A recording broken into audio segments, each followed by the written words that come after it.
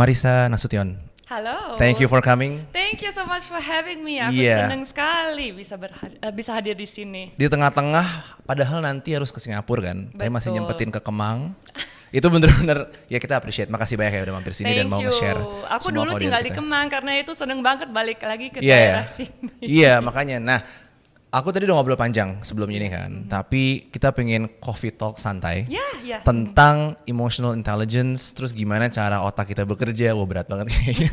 Tapi intinya aku mau mencoba untuk ngerelatekan ke generasi yang muda. Mungkin kayak early 20s, early 30s juga. Supaya mereka tuh bisa tahu bahwa untuk mereka tuh bisa sukses di karir atau apapun itu semua bermula dari otak kita kan. Betul. Sebenarnya kayak gitu kan. Yeah. Nah, aku punya pertanyaan pertama yang sebenarnya nggak enteng-enteng banget juga sebenarnya. Yaitu adalah, jadi gini, aku sempat baca bahwa kita itu kan pasti punya conscious mind dan unconscious. Contoh kayak misalkan aku lagi nyetir tuh biasanya secara unconscious kita langsung belok kiri apa ngesen kanan kiri. Tapi ada yang conscious kayak Oke, sekarang kita lagi podcast. Aku secara conscious bertanya kan, dan secara conscious juga active listening gitu. Nah, sebenarnya di hidup kita itu seberapa persen sih kita tuh sebenarnya dikontrol sama our unconscious mind gitu? Oke, sebuah pertanyaan yang sangat heavy ya untuk memulai pembicaraan kita. Tapi kalau kita mungkin ngobrol soal conscious and the subconscious mind, you have to imagine mungkin kayak iceberg ya. Biasanya kan kita bisa melihat tip of the iceberg, tapi di bawah icebergnya ternyata besar sekali. Itulah mungkin kira-kira mungkin bisa dibayangkan our subconscious mind. Our subconscious mind mungkin bekerja in the back, mungkin lebih dari 90% dari semua everything that we do comes from there. Dan kenapa? Karena seperti tadi sudah dibilang, kita sekarang consciously having a conversation kan, kita podcast. Tapi tetap aja ada banyak sekali informasi yang akan masuk ke otak kami.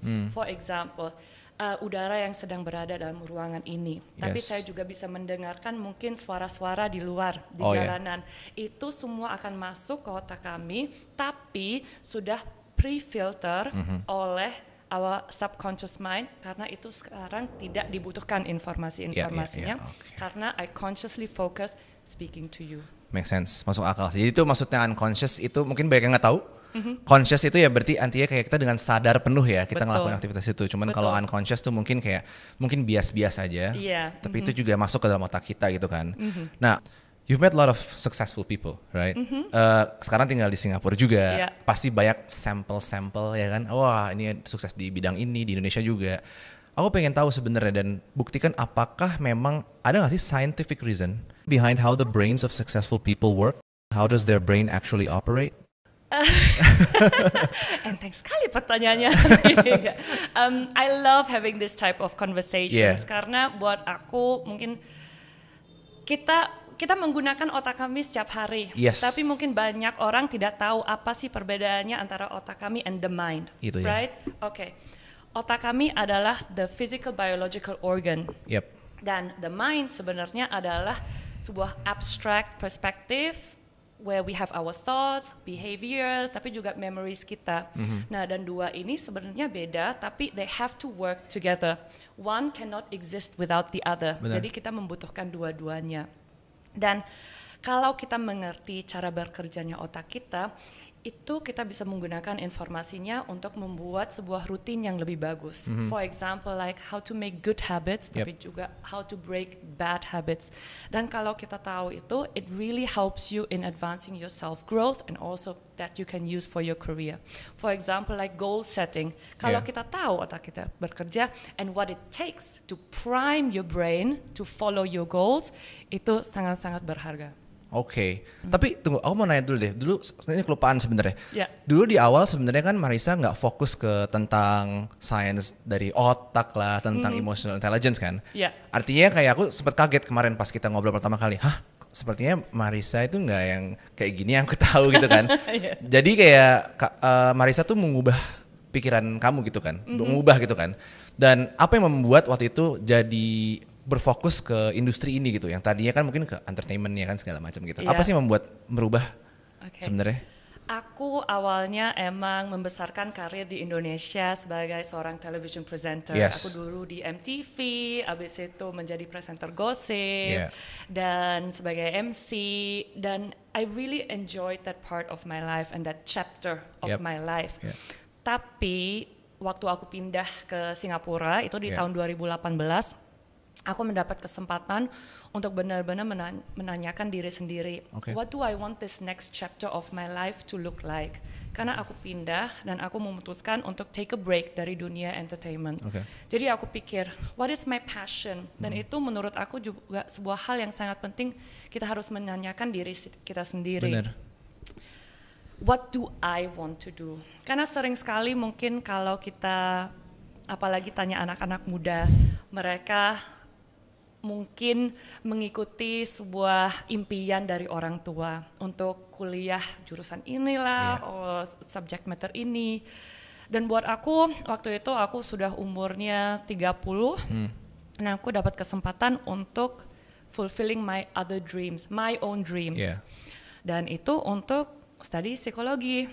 Itu jadi dia. Aku balik kuliah, aku study S2, sekarang ambil satu S2 lagi, dan fokusnya ke emotional intelligence, our emotions, brain performance, counseling, dan itu semua mulai I had to ask myself, what do I want to do? Itu kan bagian dari perubahan berarti ya? Mid-career switch. Mid-career switch kan? Ya career switching gitu kan. Dan tahu nggak sih itu tuh susah banget dilakukan loh sebenarnya, kayak kita melakukan perubahan besar dalam hidup gitu kan. Aku ngeliat banyak teman-teman juga, maksudnya di lingkungan kita juga, bahwa ketika mereka udah di satu bidang itu buat mereka berat sekali untuk mereka tuh pindah bidang lain. Padahal siapa tahu yang kayak Marissa lakukan dengan pindah bidang justru jangan-jangan kita nemuin passion kita di sana gitu kan. Cuman aku penasaran kenapa orang tuh suka, otak kita tuh resistance sekali untuk change gitu. Even aku pun juga begitu kan. Kita awalnya sangat resistance untuk kayak kita harus mulai podcast nih, itu banyak resistansi gitu loh, banyak resistance. Dan akhirnya pas kita mulai ternyata it's working gitu kan. Jadi apa yang membuat kita bisa ini ya? Otak kita, the biological organ, the physical organ, otak kita otak kita is wired for survival. The whole purpose of our brain is to keep you alive, right? Kalau kita mengerti itu, karena otak kita just wants you to be safe. Benar. Otak kita doesn't need you to be happy. It wants you to be alive, not happy. Jadi, we need our mind to make a conscious decision towards change and growth. Karena itu, otak kita sangat menyukai rutinitas. Our brain doesn't like change. Karena this is like a bit complex, but I try to make it as easy as possible. Karena menurut aku, if you understand this, you will understand a lot of things about how we function as humans. So, our brain is focused on surviving. Dan brain kita sangat-sangat menyukai rutinitas. Kenapa itu? Karena mass dari brain kita cuma 2% dari our total body weight. It's very small compared to our own weight. Tapi brain kita memakan atau menggunai 20% dari energi yang body kita membutuhkan. So it burns a lot of energy. Dan brain kita yang likes to work efficiently. Gimana caranya? Caranya dengan membuat sebuah rutin. Tadi kita sudah ngomong, you subconsciously maybe driving a car or subconsciously on autopilot doing something. Karena our brain is a master predictor. So, let me take you through an experiment. Let's do it. Can you drive a car? Bisa menjelaskan? Of course, Mungkin ada beberapa yang tidak tahu, tapi mungkin I take bicycle, naik sepeda, just like think of any activity, gitu kan. Di saat-saat pertama kali kita memasuki sebuah mobil dan ingin membelajar gimana caranya to drive this car, you are overwhelmed pasti. Rasanya nervous karena kita tidak tahu, tangan kita harus berada di mana, apalagi kalau kita mungkin lagi belajar untuk mobil driving a manual car gitu, kaki kita kemana, kita harus melihat mirror yang mana juga. So this is all new buat otak kita. So it's very hard for the brain to understand what's happening karena it needs to learn. It needs to learn, this movement goes together with here and then I need to look in the front. Jadi you are forming new neural patterns in your brain to understand driving. What is driving? So for the brain to master this, it needs to practice. Karena we learn through repeating. We have to repeat over and over again until one day you drive your car to work and you don't even know how you got here. Pasti kan sering terjadi kita tiba-tiba lagi nyetir, mikirin nanti malam mau kemana. Betul. Atau grocery shopping list aku harus belanja apa aja, dan tiba-tiba kita sudah berada di depan kantor. This is your brain on autopilot. Yes. And your brain loves this. Karena if your brain can predict what it needs to do, it can use less energy. So if your brain learns something new, kalau otak kami harus belajar sesuatu yang baru, akan menggunakan lebih banyak energi, and it doesn't like that. Because we don't know what's going to happen. So if we're on autopilot, it means most likely we're doing something safe that we know, and that's what it wants. So this is also how we form habits. Kalau kita secara rutin mengulangi sesuatu over and over and over again, walaupun susah, tapi sekarang kita bisa berada di sini dan kita bisa syuting podcast ini, and it comes so easy to you. Tapi kan di awal pasti susah. Ini lightingnya kayaknya kurang, karena your brain tries to manage the whole situation.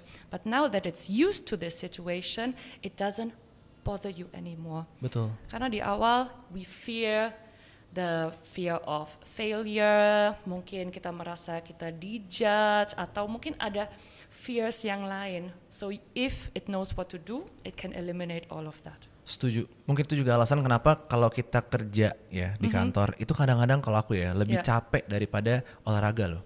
Karena Physical it's activity. your mental load, dan itu juga membakar energi. Jadi aku pernah main tenis gitu ya. 4 jam straight, 4 jam. Nyampe rumah itu masih punya energi buat main sama anak, masih bisa nari-nari.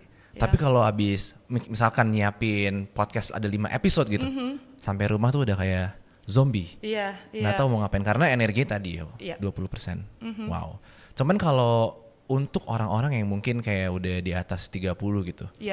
Kalau mungkin 20-19 apalagi gampang buat mereka untuk switch pemikiran mereka kan. Mungkin karena mereka masih mikir panjang segala macam. Tapi is it possible untuk orang-orang yang udah mungkin di atas 35 lah let's say cut off-nya, untuk bisa nge-rewire otak mereka untuk it's okay loh untuk kita mulai something new gitu loh. Career switch apa segala macam. Absolutely.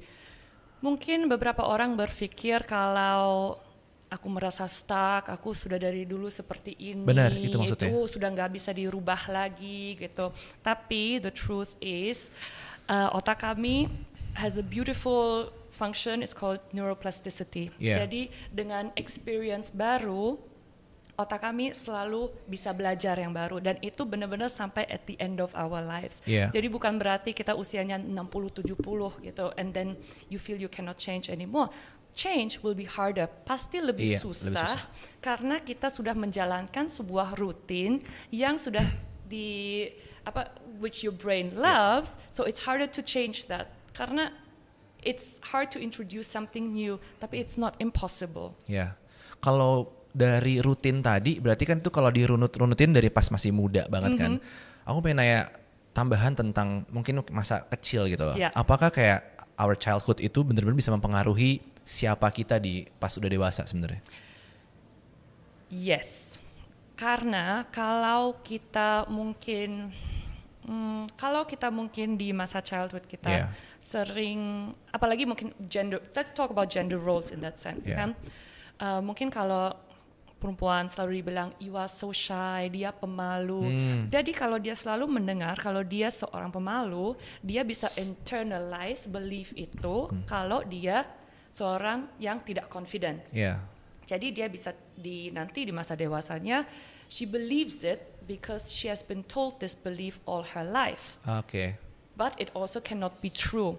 Jadi saatnya you can ask yourself whether these beliefs that you have from childhood are still true or not di masa sekarang. I see. So you can change. You have to in a way ask yourself who you are. Dan itu mungkin sebuah pertanyaan buat banyak orang yang sangat susah. Benar. Karena we have been maybe made believe to be something else, or we have been maybe made believe to follow somebody else's dream. Tapi untuk benar-benar menanyakan diri sendiri, what is it that I want and what is it that I want to achieve. Itu mungkin juga can be frightening for some people. Pasti sih. Dan kadang-kadang yang bikin serem tuh adalah mereka nggak tahu kalau mereka tuh nggak tahu mereka mungkin nggak di tempat yang tepat gitu loh. Iya. Iya kan. Jadi kayak ya untuk orang sadar justru diri sendiri ya berarti ya gitu ya. Aku mau nanya tentang agak sedikit kekerjaan boleh ya. Jadi agak-agak ini ya. Soalnya tadi kita ngebahas tentang burnout juga kan gitu. Kita sering burnout juga. Dan burnout itu jadi kata-kata yang sering banget diucapkan terutama di creative agency, di creative industry gitu ya. Cuman penyebab utamanya aku nggak bisa address apakah itu emang kebanyakan kerjanya atau sebenarnya kerjanya biasa aja sih, cuman kita nggak suka aja apa yang kita kerjakan makanya jadi burnout gitu kan. Nah from the scientific perspective gitu loh, apa sih sebenarnya burnout itu dan penyebabnya tuh apa sebenarnya? Ada both is true karena it can come from different aspects and different factors of life juga kan. Kalau seandainya let's say kita menjalankan sebuah karir atau sebuah pekerjaan yang tidak sesuai dengan core values kita. Jadi kita tidak align dengan misi atau visi dari perusahaannya and we're doing something that we don't believe in. So you always feel an internal clash that you are not going to be satisfied with what you're doing, right? So itu akan fuel frustrasi, resentment, negative emotional feedback cycle. Then emotions are energy. So you will store this energy within you if you don't let it out through, I don't know, sport or self-care. So you need to find a channel to channel this negative energy that you're maybe harboring gitu. Karena masalahnya adalah if you're harboring it and you're not processing. So that's in general sebuah masalah dengan emosi kalau kita tidak punya waktu atau kesempatan untuk proses apa yang kita rasakan. Jadi kita bisa store di dalam kita dan itu juga bisa jadi physical distress, physical disease, mental distress, and itu so kayak forth. Toxic ya. It is. That's why makanya kita toxic butuh cycle. Iya, toxic cycle ya namanya. Berarti kita butuh ngebuang itu melalui kayak mungkin hobi-hobi kita. Kita harus mencari satu jalan di mana kita bisa proses energi itu. Kita bisa mengeluarkan energi itu. So you need to find a balance. Aku sangat ngerti kita tidak selalu punya kesempatan untuk menjalani sebuah pekerjaan yang kita benar-benar cintai. Yes, of course. Kadang-kadang kita berada mungkin dalam sebuah posisi where you have to take any job because of financial distress or like lack of resources. Dan tentunya itu sebuah hal yang sangat susah atau mungkin kalau kita harus menjadi backbone keluarga, kita harus support banyak orang dalam keluarga kita. Jadi kita harus ambil job whichever pays the best, right? Belum tentu itu nanti juga align dengan values kita. So I understand that it's hard, tapi kalau bisa you need to find a way to bring some balance into your life back. Mau itu through olahraga, through meditasi, nature walks, or just going away for the weekend. You need to bring some self-care into your routine to keep your energy levels on a good balanced basis. I see. Karena there's something yang bisa dibilang you have an equilibrium, right?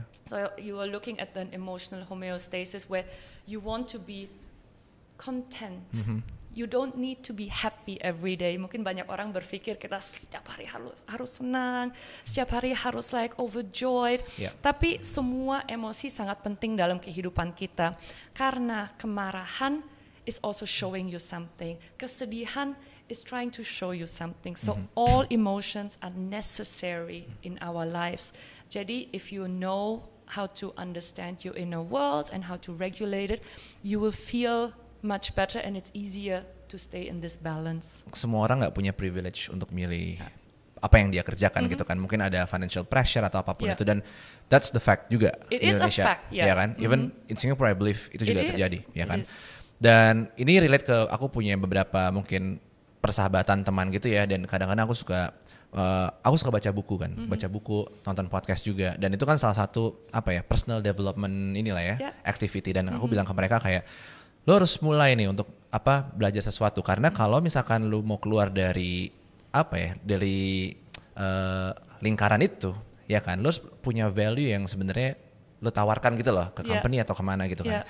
Tapi jawabannya adalah selalu kayak gue nggak tahu mulai dari mana tapi kayak gitu kan. Apakah harus baca buku, terus buku apa, nggak tahu kan. Apakah harus pindah circle, tapi emang diterima gue punya kayak gini. Jadi sebenarnya kalau aku lihat ya, ini benar-benar dari ground, banyak sekali sebenarnya anak-anak muda yang mau banget ningkatin personal development mereka, tapi they don't know where to start gitu loh. Any advice for them?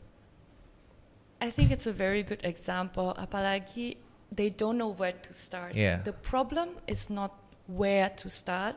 Usually the problem adalah untuk you have to have the courage. Kamu harus berani untuk ambil langkah pertama.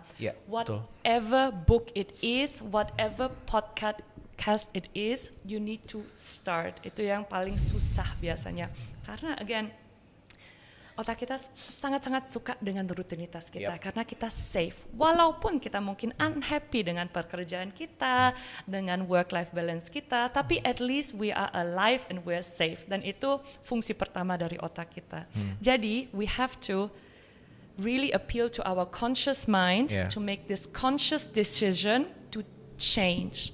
Walaupun itu mungkin susah. Benar. Walaupun itu mungkin frightening karena kita bisa dijudge atau kita mungkin merasa itu sebuah tantangan yang sangat besar. Pasti. Tapi untuk mengambil langkah pertama itu akan membuat brain kita, okay, it's time to learn something new. And if we learn something new, pasti nanti you change your perspective. So you open yourself up to new opportunities, to new ideas. Mendengar sebuah podcast seperti ini juga bisa menjadi sebuah inspirasi. To take the first step. Oke, jadi first stepnya dulu ya. First step, nggak harus langsung memikirkan, oke, aku pengen ganti karir atau ganti pekerjaan, aku harus ini. It does not matter. Just do one thing first, just one, to change your routine. Exactly, benar sih. Karena kita di sini juga kalau punya plan, punya goals, kita selalu nggak terlalu punya trajektori yang panjang. Tapi ketika kita beli dulu lah kameranya, ya kan, terus kita shoot, kita tahu what's next-nya apa. Exactly. Ya kan, kurang mungkin lebih kita gitu. Karena itu juga sering banget kan kalau kita interview mungkin di corporate, kita ditanya untuk 10 tahun ke depan, what are your plans? Gitu. Tapi kalau kita jujur, 10 tahun ke depan, we don't know what's going to happen. Kita juga tidak tahu what kind of jobs will exist in 10 years. Kan seorang social media manager dulu 10 tahun yang lalu, 15 tahun yang lalu, this job description was not available. Betul. So it's not about your next 10 years. It's about let's just start with the next week. Betul. Itu hubungannya erat sama goal setting kan gitu. Tapi bukan berarti kita nggak harus punya goal ya. Pasti harus ada goals kan, pasti.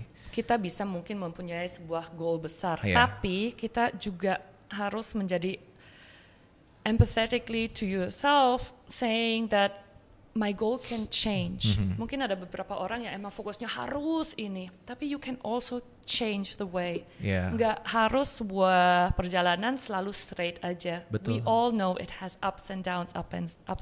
Jadi kita juga bisa fleksibel untuk mengejar sebuah goal.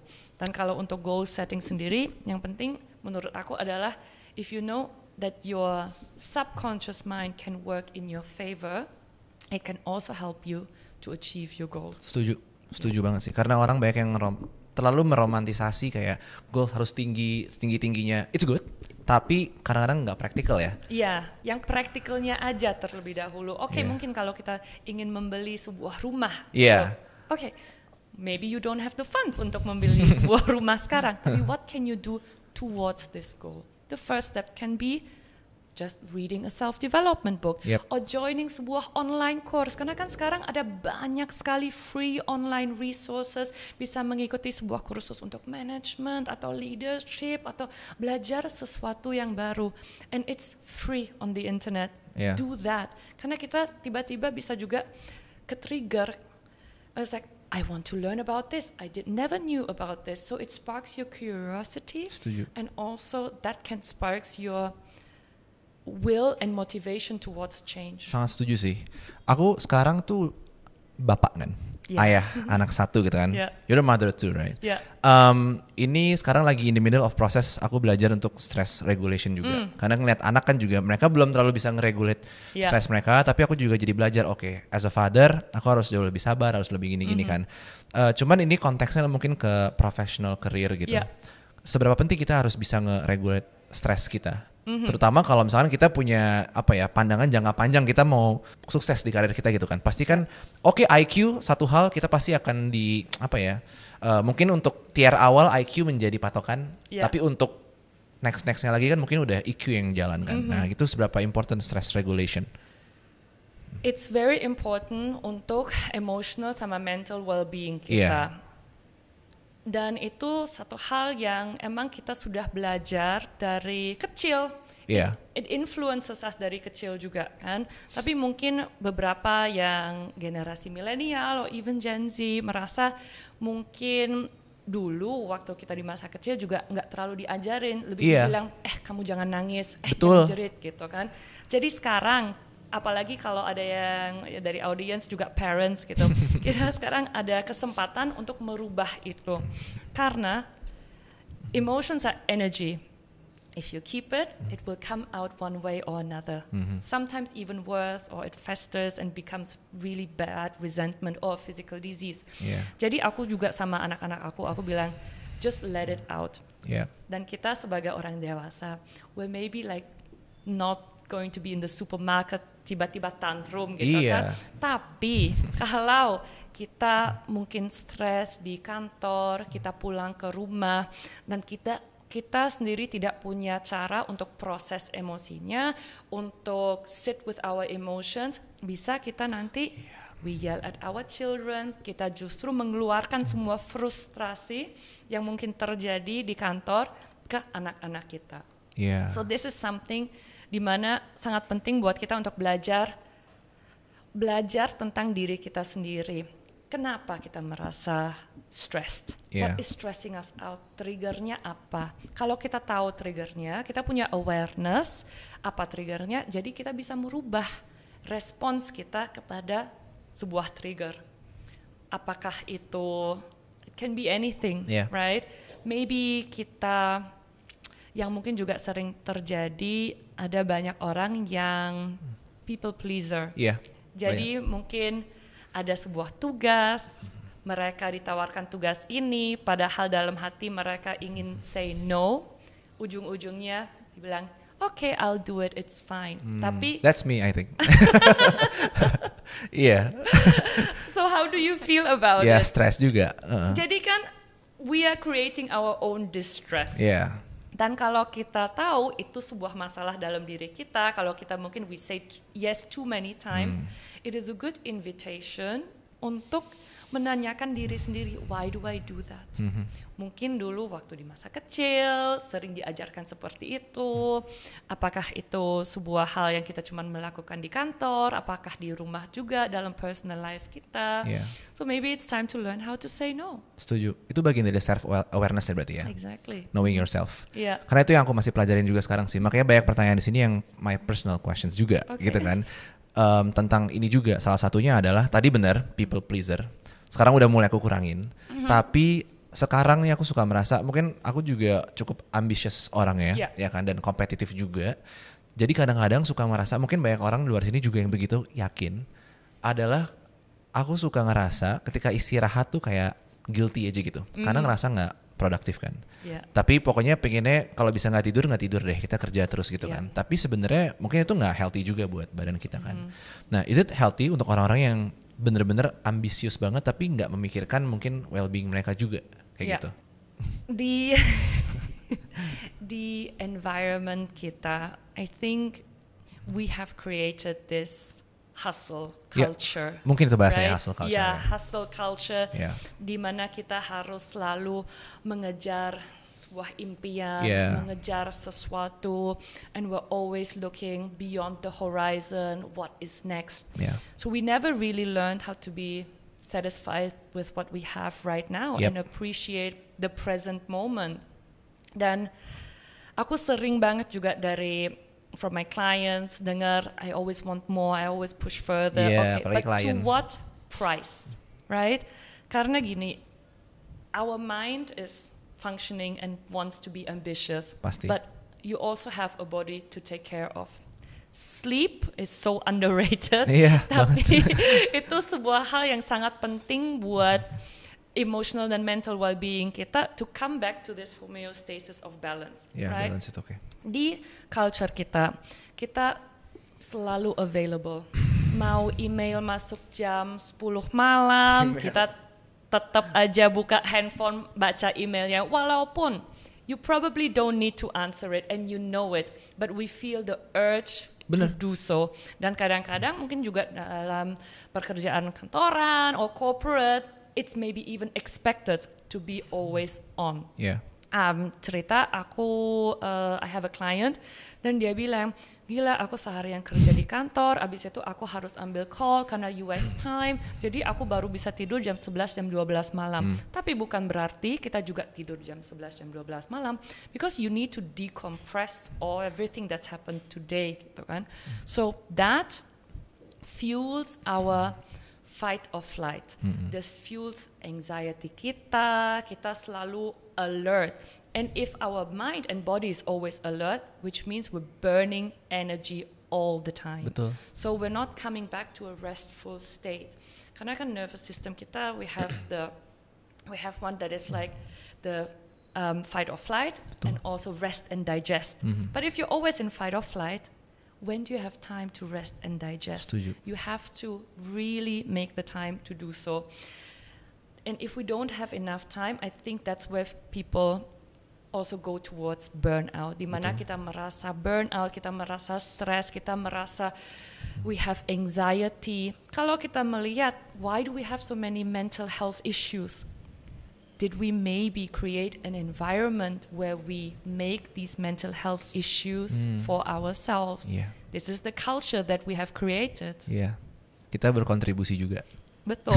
Dan kalau, again, easier said than done, kalau kita punya kesempatan, you need to understand yourself.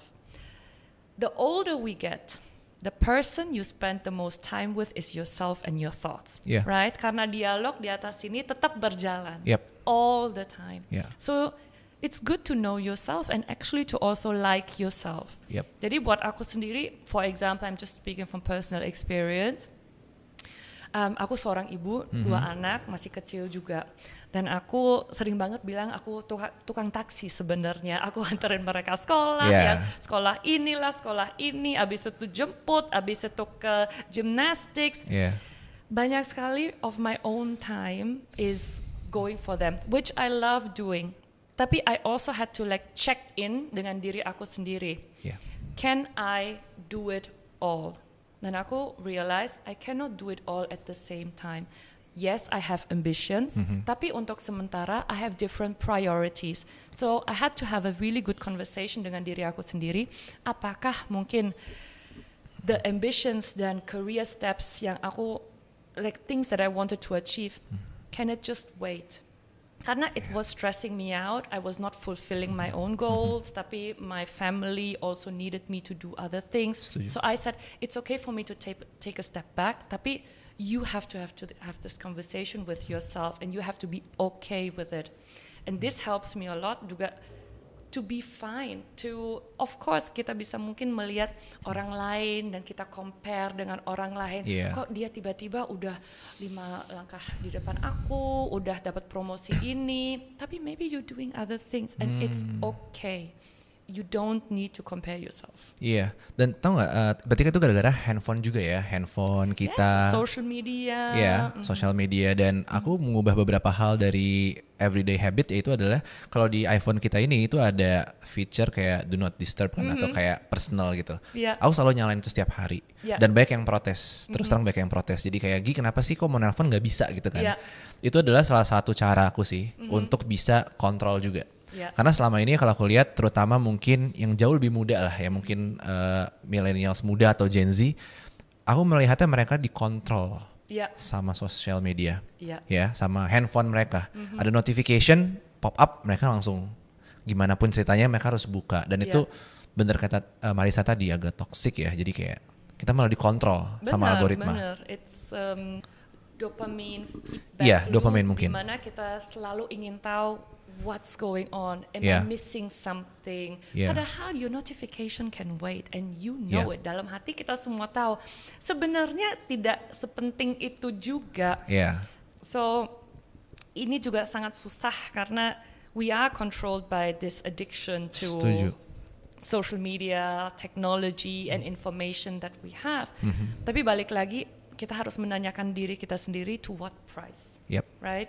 Sering mungkin kita melihat ini anak usia muda are already addicted to the screen, tapi we as parents or we as adults are also addicted to our screens. Of course. Jadi kita harus benar-benar draw our own boundaries, and I like what you said, change your phone settings. Yes. Banyak orang tidak tahu even gimana caranya gitu. Dan boundaries itu sangat penting, di mana juga orang lain, mungkin keluarga kita atau juga teman-teman kerja kita harus tahu, oh you have this boundary. It's like, oh, you know what, dari jam 8 malam ke atas aku nggak akan jawab email lagi. That's a boundary you have to draw for yourself. Iya, itu penting sekali sih, karena setelah aku mengubah itu semua berubah terus terang, lebih chill segala macam. Even you delegate juga kan, maksudnya kita ada Mega contohnya, ada Nira contohnya, we delegate our stress juga gitu kan. Absolutely. Jadi ya itu salah satu effort lah, bahwa kita memikirkan juga bahwa ya notification itu bikin kita ke-drag terus, ya kan, intinya gitu kan. Marissa, you mention tadi tentang thoughts kan, aku kepikiran juga tentang thoughts, karena betul kita itu berpikir terus tapi sama diri sendiri kan, dan kadang-kadang thoughts itu tuh yang membuat kita jadi nggak mau melangkah gitu, takut gitu kan. Padahal thoughts kita itu kan sebenarnya bukan fakta juga kan. Betul. Bukan fakta. Nah, tapi kadang-kadang kita lebih percaya sama thoughts kita daripada emang faktanya. Contoh misalkan, aku pernah waktu itu ada experience skydive. Thoughts aku udah mikir kayak, oke ya, gue bakal mati gitu kan, gue jatuh kecelakaan segala macam. Ternyata pas lompat mau lagi, ya kan. Jadi kadang-kadang kita suffer, ada Seneca bilang juga kan, we suffer more often in our mind, in our brain, ya kan, daripada in reality gitu. Dan gimana caranya supaya kita bisa memilah ya antara ini cuma thoughts gue doang kok, sama fakta benerannya. Ya, itu juga sebuah hal yang sangat penting, dan mungkin juga banyak orang tidak tahu, karena thoughts are not facts. Thoughts are just that, thoughts. Dan it's really interesting that you say that about the skydiving. Kan? Karena again, kalau kita berdiri di plane itu dan melihat ke bawah, your brain, your thoughts akan berpikir, I'm going to die, and this is not my job. My job is to keep you alive, gitu kan. Jadi ada yang namanya, just out of interest for some, maybe it's called metacognition. Metacognition adalah kemampuan kita sebagai human beings to, this is your thoughts, and you have the ability to step away from your thoughts and look at your thoughts from outside, and really rationally think about this. What is the percentage of you dying from skydiving, for example? Tapi mungkin dalam arti karir, kalau aku quit my job, I'm going to experience this. Mungkin aku habis itu tiba-tiba langsung bangkrut. I don't have any investments. I don't have any this.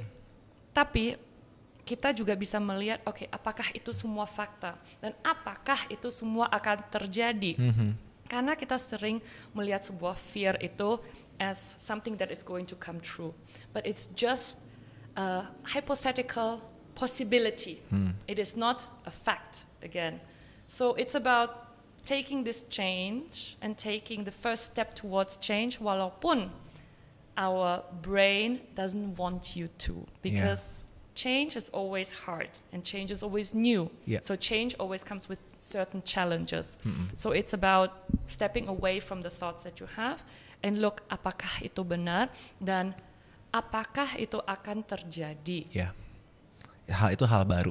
Otomatis kita pasti nolak karena survival ya. Survival instinct. Back again ke sana. Itu kayaknya fundamental ya kalau kita tahu itu. Sangat fundamental. Dan kalau kita mengerti, it's also normal untuk merasakan mungkin fear seperti itu.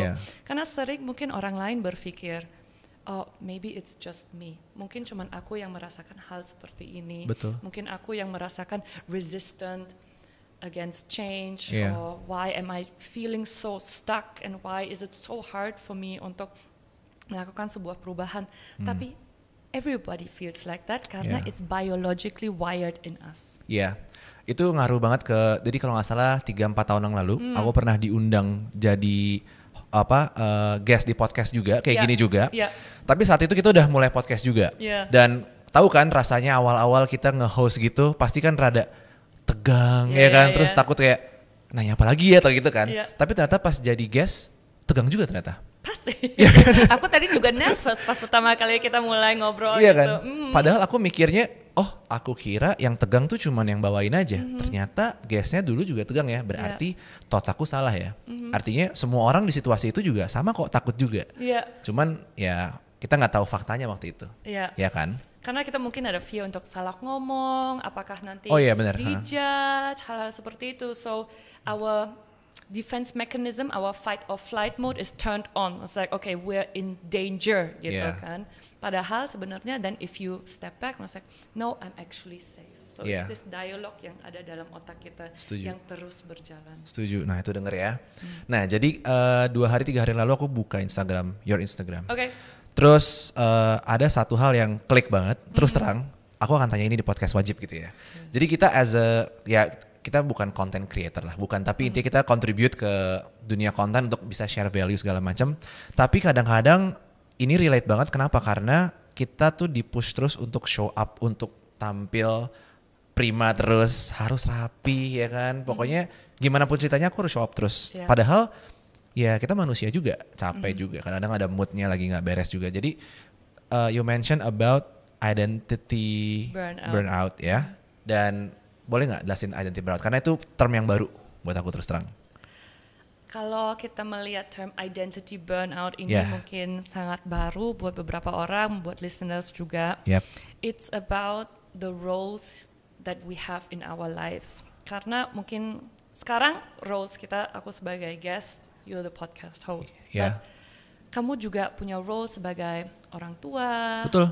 Kamu juga punya role as a son of someone, as a family member, mungkin juga kepala keluarga, you're a friend. So we have all roles to play in our daily lives. Betul banget. Semua orang itu. Karena how I am here with you is different how I'm at home, is different how I'm with friends, is different dengan kolega di kantor. So you are continuously shifting yourself to your environment. Dan kita cuman mungkin kadang-kadang kasih lihat, okay, I'm going to show you a little bit of me here and a little bit of me here. Dan kalau kita tidak align and tidak strong dalam belief kita of who we actually are. Dan kalau itu tidak selalu align with who we are to our outside world, but who we are in our inside world. If this is not authentically aligned, you will feel the burnout. You will feel the burnout sebagai, like you said, content creator. I think it's a very, very tough job. It's a very tough job because you continuously searching and rushing for the next thing. Right? You're chasing viral. Exactly. You're chasing viral. You're chasing the algorithm. And if the algorithm doesn't love you back, then it is stressing you out in a way, right? So you're also in a way then as a content creator held hostage by the algorithm. So if you think about this loop, how much is this aligned dengan what you value? For example, core value aku adalah waktu. One of my core values is family and time. Kalau aku nggak punya banyak waktu buat diri aku sendiri to bring myself to balance, or if I feel aku berada dalam sebuah situasi bersama teman-teman atau apa, and I feel it's toxic and it's not efficiently using my time or wasting my time, I feel it triggering in me because it's like really going against my core value. So it's important then to realize I need to fill my own cup. Kalau enggak, this authentic me is burning out inside. And if I am burning out, gimana caranya I can be of service to my family, to the people that I care about. So it's important to be aware of that. Karena even as a mom, I have a role in my life. As a wife, I have a role. Tapi I need to fill my own cup first. Betul. Kalau kita nggak fill cup kita sendiri ya orang lain nggak akan dapat 100% kan. Tapi you have a privilege untuk bisa nge-audit apakah you are in the ideal emotional state apa enggak, ya kan. Tapi banyak orang yang even gimana caranya aku tahu ada di kondisi emosional yang baik apa enggak gitu kan. Ada nggak advice buat mereka supaya tahu kayaknya kalau kondisi kamu seperti itu, kayaknya kamu lagi tidak di emotional condition yang dan harus ada yang kamu ubah sebenarnya dari rutinitas dia gitu. Hal yang pertama yang semua orang bisa melakukan adalah you have to become aware. Kita kan harus aware dengan keadaan kita sekarang. Sering sekali kita menjalankan hidup kita on autopilot. Itu dia, You go to work, kita kerja, kita pulang ke rumah, kita addicted to our Netflix or our phones, kita tidur, and it feels like you're doing the same thing every day because you're on autopilot. Tapi kalau kita bring awareness, kalau ada sesuatu, kita sedang unhappy. Jadi kita punya kesempatan untuk menanyakan diri sendiri dan juga menjadi aware kenapa kita unhappy. What triggers us? Itu yang paling penting. Karena semua emosi mempunyai sebuah story. Di belakang unhappiness kita, what is the story behind it? Kalau kita merasa frustrasi di kantor, situasi apa yang membuat kita frustrasi dan kenapa? Apakah ada sebuah boundary yang sedang di-cross and that makes us unhappy or like frustrated? Kalau ada kesedihan dalam kehidupan kita, maybe is grief, ada a loved one that has passed and you have not processed this emotion. What is it? Jadi untuk benar-benar have this conversation with yourself dan juga membuka diri sendiri untuk be courageous, untuk menanyakan diri sendiri what is going on in my life. Is this the life that I want to have? Komunikasi sama teman, komunikasi sama partner kalau ada. And if you don't have anybody, komunikasi with a counselor or a therapist. Karena sering sekali kita juga cuman ingin share. Ingin share dan bisa membuka dan bisa mendapatkan sebuah perspektif yang baru, sebuah angle yang baru, so we can get into a motivation to change. Berarti apakah mungkin kita bisa lakuin itu sama diri sendiri atau kita tetap butuh orang lain buat nge-assess itu menurut Marissa? Menurut aku nggak harus selalu orang lain. Ada banyak sekali resources online, even reading a book. Mulai kalau kita mungkin merasa anxiety, karena itu kan sebuah hal yang sangat sering dibicarakan, anxiety dalam kehidupan, anxiety, social anxiety, atau anxiety dalam pekerjaan. Kalau kita sangat curious, apakah kita mempunyai anxiety? Read about it, inform yourself, educate yourself, which then raises your awareness. Dan kita bisa we have the opportunity to really look at our situation. Tapi kalau emang juga ada opsi untuk mungkin sharing sama teman-teman, mungkin sharing sama seseorang, as mentioned like a therapist or counselor, it can help you also to get a different perspective. Bukan hubungan lah, sebenarnya kayak antara intellectual quotient atau IQ sama emotional quotient atau EQ gitu kan. Karena dulu waktu aku daftar kuliah awalnya deh misalkan atau kayak pas kerja gitu banyak orang yang adain tes IQ kan, ya kan. Jadi kayak IQ kamu sekian gitu kan. Tapi EQ enggak. Jadi maksudnya di Indonesia aku lihat belum banyak orang yang ngitung EQ bener-bener kayak matriksnya berapa gitu kan.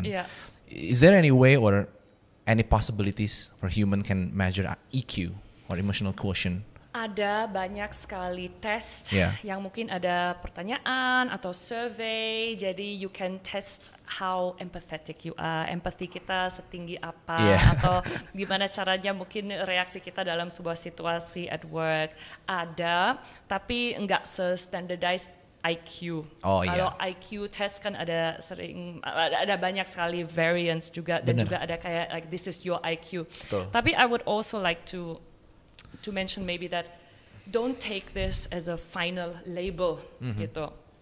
And kalau kita ngomong soal EQ, itu sebuah hal yang kita bisa develop over time dan juga sebuah hal yang sangat penting untuk kita develop karena itu sebuah life skill.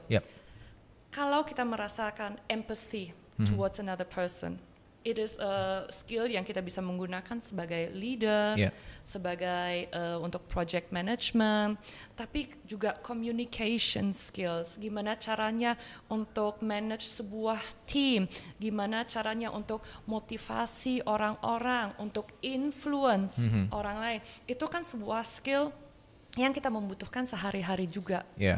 Kalau kita juga even communicate with one another, you have like lots of skills that you are using without you even knowing, right?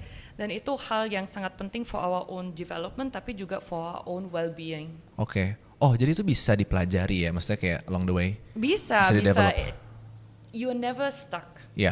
You can change at any time, maupun itu 30, 40, 50 tahun. Kita selalu ada kesempatan untuk merubah sesuatu dalam diri kita. Otak kita sangat mampu dengan neuroplasticity ini to continuously learn and better ourselves. Menarik banget sih. Empathy terutama sih, karena itu kata-kata yang banyak banget diucapin kan sama beberapa, kayak Gary V, tahu nggak? Dia bilang empathy gitu kan. Cuman sebenarnya, dari Marissa sendiri, empathy itu apa sebenarnya definisinya? Jadi ada dua kata yang sangat similar, tapi mungkin but they're different. So we have sympathy and we have empathy. Sympathy means that I hear you're going through a hard time and I sympathize with you. I understand what you're going through. Kayak I understand you're going through something. Tapi empathy is going one step further, di mana I put myself into your shoes. I try to understand what you are feeling. Not just that you are going through a tough time, but I want to understand the feelings of grief or difficulty that you're going through. Jadi sering mungkin ditanya, gimana caranya kita bisa belajar untuk menjadi lebih empathetic kepada sebuah situasi. For example, if you can, volunteering. Volunteering helps a lot to put yourself into somebody else's shoes. Dan itu sebuah hal yang bisa sangat membuat kita lebih passionate dengan helping other people, being of purpose, tapi juga to understand the emotional sadness mungkin a person is going through. Aku punya follow up tentang empathy yang barusan sih. Berarti empathy ada sedikit action ya, berarti ya. Satu step dari kita ya, dari sympathy kan. It's an extra step. Extra step lah ya. Bener nggak mikirnya kayak gini? Jadi kita ini di sini suka, kita empathy banget as a leader gitu kan. Tapi ada nggak sih batasan kita harus bisa empathy di professional landscape gitu ya? Karena aku nggak tahu kalau di negara lain, tapi kalau di Indonesia mungkin kan kita benar-benar gotong royong apa segala macam kan. Sometimes ketika leadernya mungkin terlalu empathy yang berlebihan, itu bisa backfire ke perusahaannya juga. Atau bahasa yang kita sering pakai tuh ngelunjak. Kayak gitu, ya kan? Karena dibaikin terus. Ada nggak resiko kayak gitu sebetulnya? Tentunya ada, karena mungkin kita di sebuah situasi pengen menjadi empathetic kepada seorang yang sedang sakit. Tapi kalau sakitnya tiba-tiba berlebihan and they're using you, right? Jadi kita juga harus tegas dalam boundaries kita. Kita bisa menjadi seorang leader yang empathetic kepada beberapa situasi, tapi you also have to be strong in your boundaries where you say, don't use it. I will be here for you and I will support you, but here is my boundary, do not cross that as well. Lihat di komen-komen kita juga, itu banyak orang-orang yang umurnya 21, 19, 25 gitu-gitu kan. Yang mereka tanyain tuh sesimpel, is it okay to feel lost? Especially in their 20s gitu. Ini maksudnya lost karir atau kayak relationship. Mereka kayak mau ngapain nggak tahu gitu loh. Absolutely. I took a minute just to think because I felt that too when I was 20. Mungkin semua yang berada dalam masa remaja or in your young 20s, right? If you feel lost, it's absolutely okay. I would like to say it's absolutely okay feel this way. And kalau kita tahu kita feel lost, it's even better because then you can change something about it. Tapi you can also ask yourself, why do I feel this way? Maybe looking at environment kita, It's understandable. It's understandable karena we are confronted dengan so much information all the time. Nggak cuma information aja, tapi possibility, opportunity. Should I do this? Should I take that? We have so many things. We have so many things to constantly worry about. What is going on in the world? Apa yang sedang terjadi dalam negara kita? Mungkin also our family. So it's lots of things to consider. Dan mungkin juga untuk the developmental stage dari anak-anak remaja sampai to be young adults in your 20s, you have not experienced so much yet. Okay. And I mean this in the best way possible. Yeah. I don't mean this as an insult atau apa. I mean this really in the most positive way. Your brain juga masih berada dalam sebuah masa development. Kita sebenarnya cognitively, we're only fully developed like that executive functioning part of our brain di usia 27-28. Okay. So it's okay to feel overwhelmed. It's biologically okay. It's biologically absolutely fine. Dan sering sekali mungkin kalau kita ngomong soal karir, kenapa di usia 20-an kita merasa sangat lost karena kita mungkin harus mengambil sebuah keputusan, what am I going to study, what is going to be my first job, dan mungkin sering kita merasa this is what I'm going to do for the rest of my life. Apakah ini sebuah keputusan yang tepat? Tapi if we look at reality, mungkin apa yang kita belajar atau study atau our first job kita, it's not going to be our last one. Yes. Kita selalu ada kesempatan to change our career, to change direction. So if you experience something where you feel, am I making the right choice? Kalau emang ada kesempatan to do something that you actually care about, why not?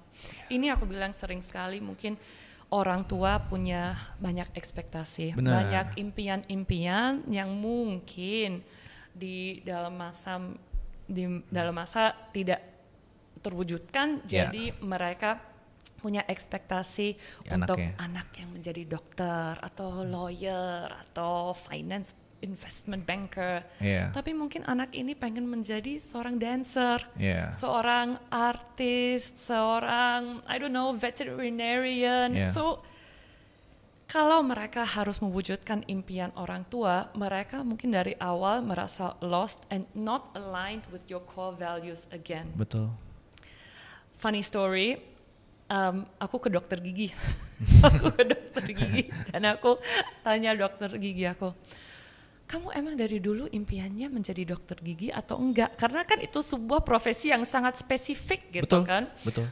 Dia usianya 35 tahun gitu. Dan dia bilang, no, aku sebenarnya cuma menjadi dokter gigi karena disuruh sama ibunya. Jadi dia sekarang masih bekerja sebagai dokter gigi biar bisa mengembalikan semua uang, semua dana yang sudah dikasih oleh keluarganya untuk study medicine. Wow. Dan dia bilang aku masih ada 1 tahun dan setelah itu aku akan ambil sebuah kursus untuk nari and I want to be a dancer karena itu passion dia. Tapi selama ini dia harus mewujudkan impian orang lain. So the question here is it worth it? Is it worth it to fulfill somebody else's dreams? I'm about to ask that. I think itu juga sebuah question yang kita harus lihat dari our culture, right? Kalau kita melihat mungkin Western cultures sangat individualistic. Which means I'm an independent self, I'm going to fulfill my dreams, dan juga values-nya seperti itu. Tapi kalau kita melihat Asian cultures, sering sekali it's a collectivist culture. Jadi kita sebagai self kita, we're interdependent. We are part of a bigger community, we're part of keluarga besar, a society, dan values dari collectivist cultures ini, it's social harmony, it's family reputation, image. Jadi kita mungkin lebih cenderung untuk mewujudkan impian orang tua kita, padahal kita punya impian sendiri. So we put ourselves always maybe last even, and then bisa terjadi sebuah identity burnout di suatu saat where you realize I don't want to do this. Dan itu sebenarnya juga yang bisa dibilang or often is called like it's a midlife crisis. Iya. Midlife crisis sering sekali juga dibilang oleh scientist adalah sebuah last call for your brain to change everything because you're so fed up and stuck with your situation. Jadi I want to change drastically to just snap out of it. Yeah, that's the final season of Iya kan? Ini bagus banget. Jadi midlife crisis itu kan kita terlalu fokus ke future, tapi ke masa lalu juga, tapi kayak present moment juga. Tapi setelah punya anak nih, aku ngerasa hidup itu tentang sekarang gitu loh, tentang bener-bener detik ini gitu kan.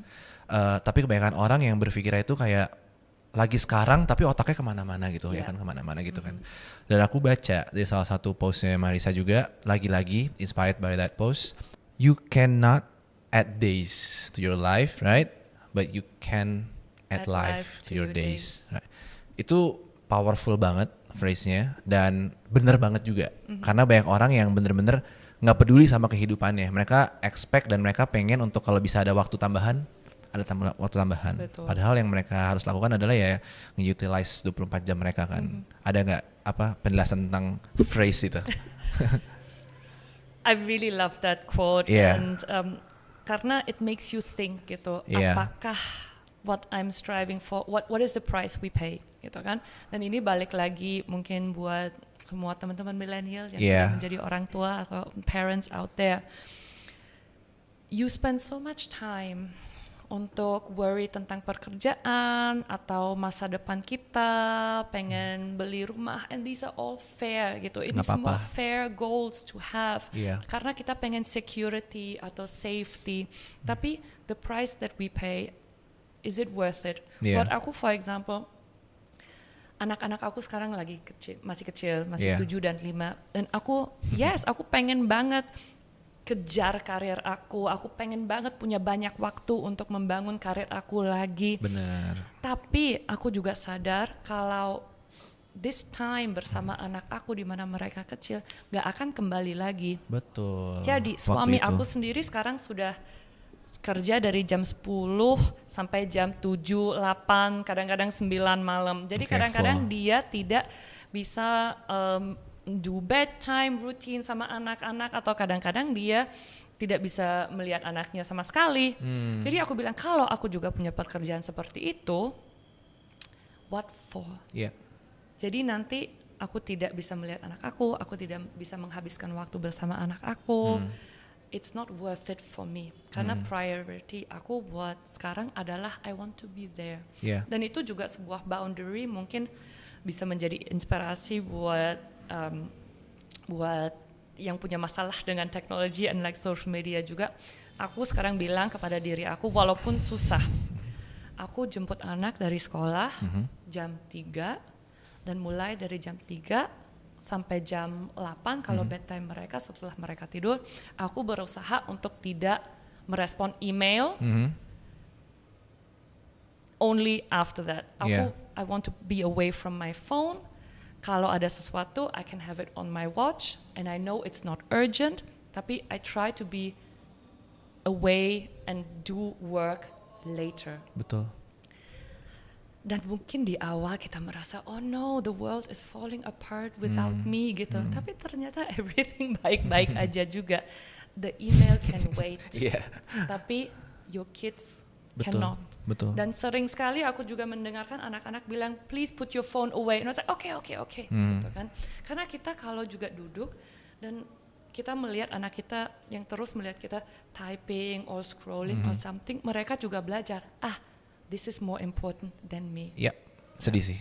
Itu sebuah message yang mungkin unconsciously we're sending to our children gitu. Bener. Tapi intinya mereka they just want to play, and even if they play they just want you sometimes, please watch me, I want to show you something. Aku pengen kasih lihat aku bisa cartwheel atau apa gitu kan. Tapi sering sekali kita ke distract apa. So I feel it's about being present. Yes. And kita selalu bilang kita pengen sebuah kehidupan yang happy dan successful. Dan kalau kita appreciate apa yang kita sekarang sudah punya, you will see there's already so much life in your days. That's true. Ya, itu yang aku rasakan juga. Yeah. Soalnya mungkin perspektifnya gini ya, kalau misalkan dari perspektif anaknya, mereka nggak akan jadi anak kecil forever. Exactly. Tapi kita as a parents juga nggak akan jadi parents forever kan. Artinya kita akan ada di momen dimana mereka gede dan kita kangen masa-masa dia masih kecil gitu kan. Jadi ya kalau perspektif itu kita punya, harusnya sih bisa, ya kan. Kalau kalau misalkan kita ngomongin emotional intelligence ke family atau ke karir atau segala macam, itu sebenarnya nggak apa-apa nggak sih untuk kita tuh nunjukin bahwa kita tuh fragile juga as a leader, ya kan? Karena gini nih, ada beberapa sumber nih, aku nonton podcast banyak ya, Andrew Huberman misalkan, ada beberapa orang lagi yang bilang as a leader kita harus bisa selalu jadi apa ya?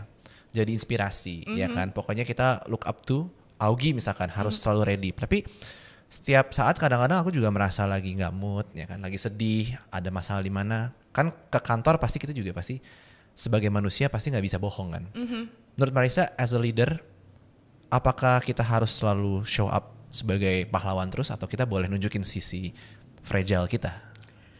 Menurut aku pribadi, it's okay to be vulnerable karena kita juga tidak perfect. Yes. Dan kalau kita punya ilusi that we always have to be perfect, itu kan juga pressure buat diri kita sendiri. Benar. Dan kita juga kayak the standard that you putting yourself is like so high to always perform, which is then again stressful, right? Tentunya you should, it's hard to describe, but you should be able to manage your emotions. Tapi menurut aku it's also okay to show your vulnerability. Kenapa? Karena it shows other people that you can connect with them. They can relate to you. Kalau kita sedang menjalani sebuah masa yang susah, you can be present but you can also be vulnerable.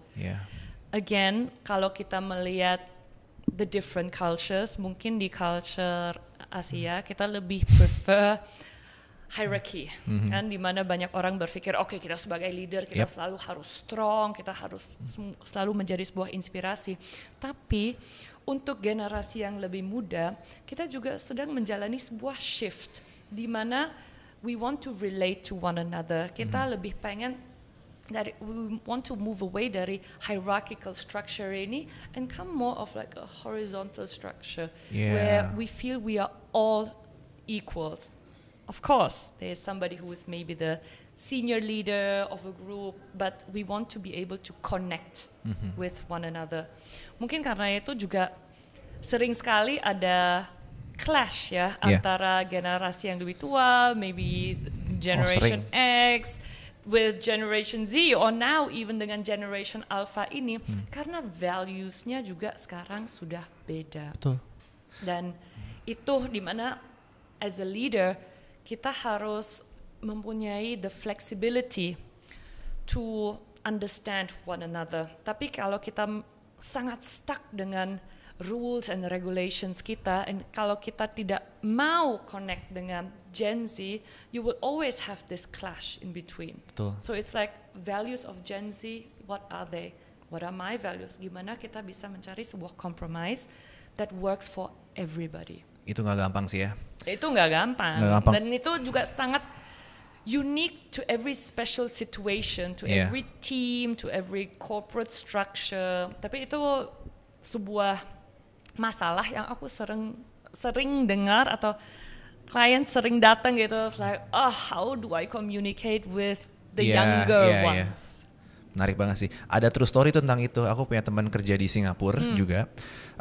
Aku sempat bilang ke dia, congrats ya, terus sekarang dia udah pindah ke Abu Dhabi. Terus kayak hebat ya bisa di Singapura segala macam. Terus dia bilang kayak enggak juga Gi, di sini tuh culture-nya bener-bener apa ya bahasa itu, senggol bacok kali ya. Jadi bener-bener kayak kita tuh nyelamatin diri kita dulu daripada kamu.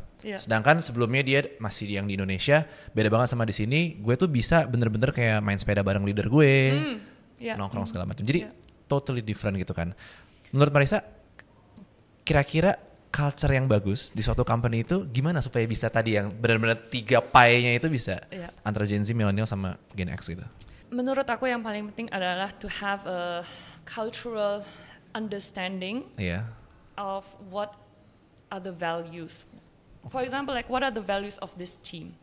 What are the values of the company? Dan gimana caranya untuk mencari sebuah compromise that everybody is okay with?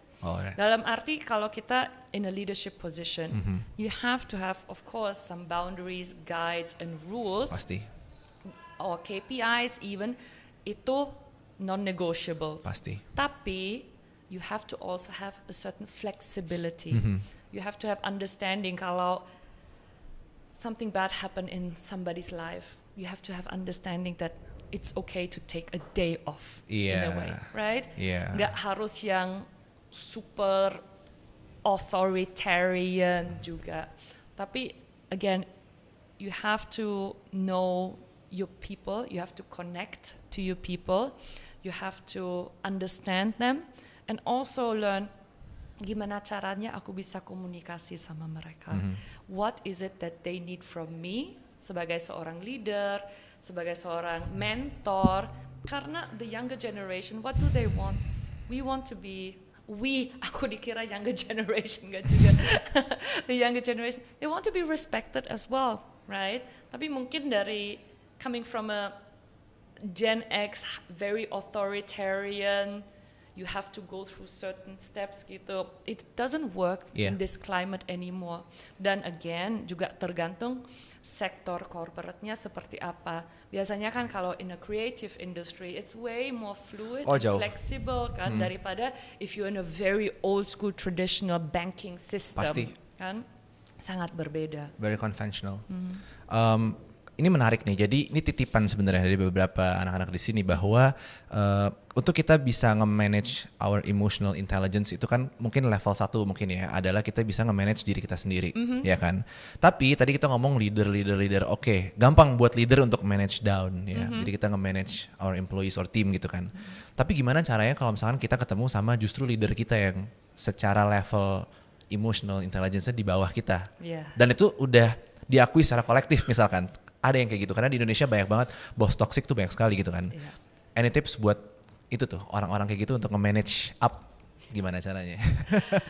Very good question, and funnily enough, aku sempat dapat juga sebuah request seperti itu dari, just a funny story, aku dapat request dari tim, mereka bilang, oke, kita punya bos, dan kita pengen bos kita datang ke kamu untuk to develop his own emotional intelligence, tapi without you telling him to develop his emotional intelligence. Karena mungkin yang aku juga sering sekali dengar kan sering sekali dibahas di social media, narcissistic personality disorder. Itu. Sebuah buzzword yang juga mungkin in the corporate world sedang dibahas. One thing that I've learned is a narcissist will never come to therapy because a narcissist doesn't know or acknowledge that something is wrong. Right? Jadi susah untuk mengubah pikiran orang yang mungkin sangat self-absorbed ini. Tapi mungkin tips yang aku bisa kasih adalah if you are facing a toxic boss, okay? What, again, very specific untuk situasinya seperti apa, tapi it all comes back to you. It's like how do you manage your emotion, tapi how do you also manage your emotion triggered by what the boss, for example, does. Tentunya if we are like looking at like bullying or if we are looking at harassment, even verbal harassment kan bisa terjadi juga. What are your options? Karena mungkin sering banget orang merasa, oh I don't have any options. Ada options to speak to HR, ada options to, do you have any other person that can get through to them? Maybe a different leader in the different department. Division. Jadi sebenarnya sangat susah untuk convince seseorang yang tidak akan mengaku kalau ada sesuatu yang salah dengan dirinya sendiri to change. That's hard. And it's hard to get them there karena mereka merasa there's nothing wrong with them. Mereka nggak tahu. Padahal mereka yang create the toxic environment or this harassment. style. It is hard, I'm sorry. Tapi kalau if I find the magic clue, I will tell you. Iya, berarti sarannya adalah mendingan keluar aja ya. Karena nggak bisa diubah. Juga. Tapi optionnya adalah if you can speak to HR. Yeah. That, tapi juga maybe try to assess apa yang terjadi, take a record of it, aware and how it affects you. Dan juga if these are like things that you know are not true, gitu, to be aware, thoughts again are not facts. And what mungkin the leader has said or your boss has said are not facts either. Betul banget sih. Aku mau balik ke leader lagi deh dikit karena mau ngomongin AI sebenarnya dikit aja. Jadi banyak banget sekarang emang kerjaan-kerjaan yang sudah mulai tergeser sedikit gitu ya. Tapi masalah leadership ini apalagi emotional quotient atau intellectual emotional intelligence itu pasti ada beberapa hal yang kita nggak bisa delegate kan ke AI gitu loh. Apa leadership skill yang kita nggak bisa delegate ke AI? Presence benar. At this point belum ya gitu, kita nggak tahu. Tapi I don't know. Presence, how to motivate people, how to manage people, how to also, I would like to say, inspire people. Inspire. And how to lead your people with empathy, respect, and dignity as well. Itu nggak bisa bener-bener di delegate ke AI ya sampai sekarang. Not yet. Nah, mau balik ke empathy sedikit ya. Karena aku masih pengen nerapin ini tapi belum tahu gimana caranya beneran gitu. Tapi kan empathy yang beneran kita udah tahu tadi kayak gimana kan, jangan sampai kelebihan. Tapi menjadi leader yang bener-bener menerapkan empathy ke anak buah kita, itu actually kayak gimana gitu loh. Game plan harus kayak gimana? Satu hal yang sangat penting adalah you want to build a relationship. Relationship pertama itu. We want to build a connection. Dalam arti we want to understand how are they thinking, what are they passionate about. So it's really important to connect with them on their levels juga. Nggak cuman you are my employee, kamu kerjain ini, tapi you also have to care. Karena care sih. You have to care. You have to care about them, nggak cuman sebagai employee aja, because we are all humans. We are all people dengan story kita sendiri, dengan worries, dengan impian. Jadi untuk menjadi seorang leader kita juga harus inspire. Berarti you also have to have a personality to inspire and mentor others. Kalau kita ingin menjadi seorang mentor, you have to care about the person that is sitting in front of you. Dan sering sekali mereka mungkin hierarchical leaders or authoritarian leaders, they don't care karena they always say, kamu juga replaceable gitu kan. So how does that make you feel if you realize that your boss doesn't care about you, right? We're all humans. So it is coming from a really genuine, kita harus genuine with one another. We have to be honest to one another and we want to inspire. Tapi berarti you also have to treat other people with respect. If you want to be respected as a leader, you should be the first one to treat other people with respect. Aku ngobrol sama banyak leader juga, mereka itu kadang-kadang suka nanya, kalau gue ambil action ini kira-kira bagus apa enggak ya gitu.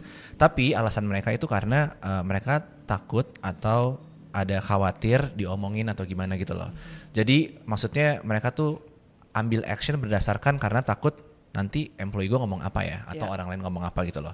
Dan aku juga tipe orang yang ternyata kayak begitu. Ketika kita mau misalkan bikin podcast atau apa segala macam, aku selalu takut nanti orang ngomong apa ya, kayak gitu-gitu loh. Dan itu aku penasaran aja apakah ada scientific reason-nya atau kayak alasan yang mungkin jauh lebih fundamental di otak kita gitu. Kenapa ya kita sebagai manusia itu selalu takut sama judgement orang lain gitu loh. Ya kan? Sedangkan kayak satu sisi kita ngeliat orang-orang yang very very successful, mereka itu cenderung nggak peduli kan sama angin-angin yang lewat gitu loh. Tapi itu susah banget untuk dilewatin. Ada nggak alasan dibalik itu sebenarnya? Ada. Ada ya.